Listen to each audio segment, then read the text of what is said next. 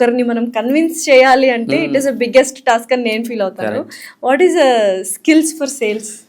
ఇప్పుడు ఏ బిజినెస్లో అన్నా అల్టిమేట్గా వెరీ వెరీ ఇంపార్టెంట్ వచ్చేసి సేల్సే. ఈ భూమి పైన హైయెస్ట్ పేడ్ ప్రొఫెషన్ ఏదైనా ఉందంటే సేల్స్.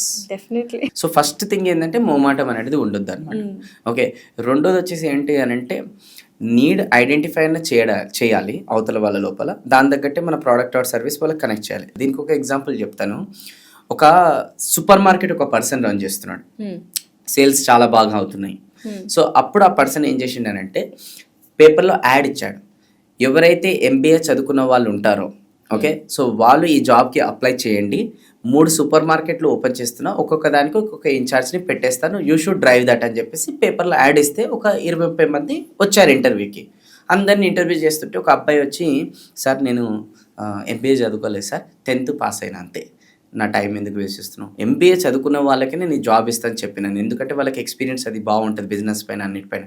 సార్ అలా అంటే ఎలా సార్, అందరు చదువుకున్న వాళ్ళకి ఇస్తే ఎలా సార్, మాలాంటి వాళ్ళకి కూడా అవకాశం ఇవ్వాలి సార్. సార్ ఒక పని చేయండి సార్, 1 month నాకు అవకాశం ఇవ్వండి, నేను 1 month నేను మీకు వాట్ ఎవర్ సూపర్ మార్కెట్ నాకు అప్పచెప్తే సేల్స్ చేసి చూపిస్తాను.